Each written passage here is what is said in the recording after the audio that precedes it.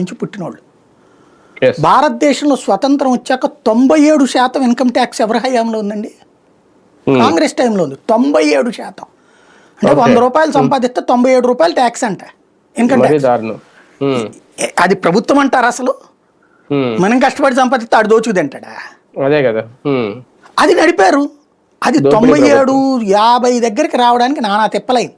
దాన్ని 30 తెచ్చినోడు వాజ్పేయి. అదే సందర్భంలో ఈ ట్యాక్సెస్ సిస్టంలో వెయ్యడం తప్ప తగ్గించడం అలవాట్లేంది కాంగ్రెస్కి. అవును, వాళ్ళది ప్రతిసారి బడ్జెట్ ఎట్లా ఉండేది? ప్రతి బడ్జెట్ నాకు బాగా గుర్తు. మా మాది ఫ్యాన్సీ షాప్ ఉంటుంది. ఆ ఫ్యాన్సీ షాపు తర్వాత కొంతమంది బాబాయిలు వాళ్ళ వ్యాపారాలు ఉండే. వాళ్ళ వ్యాపారాల బడ్జెట్ టైంలో అప్పటికి మనకి బడ్జెట్లు ఈ లెక్కలేంటి తెలిసేది కాదు. కానీ ఆ టైంలో సిగరెట్లు విపరీతంగా కొనేసేవాళ్ళు. అప్పు తీసుకుని మరి కొని పక్కన పెట్టేవాళ్ళు. సిగరెట్లది అంటే వీళ్ళ సిగరెట్లు అయితే ఎక్కువ ఖచ్చితంగా రేట్లు పెరుగుతాయి ప్రతిసారి. దాంతో పాటు 5 ఇట్లలో ధర తగ్గిస్తారు, 5 ఇట్లలో పెంచుతారు.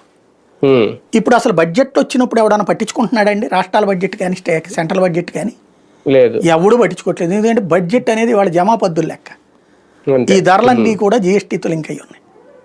నెంబర్ 1. రెండవది ఏంటంటే రూపాయి ప్రభుత్వానికి ఆదాయం పెరిగాక వెసులుబాటు ప్రజలకు కల్పించాలన్న కనీస బాధ్యత ప్రభుత్వానికి ఉండాలి. అది మోడీ చేస్తుంది. ఇన్కమ్ ట్యాక్స్ ఇవాళంతా 15 లక్షల దాకా మనం కట్టక్కర్ల పన్ను. దాదాపు 12.5 లక్షల దాకా 10 పైసలు కట్టక్కర్ల. రిటర్న్ పెడితే చాలు. 15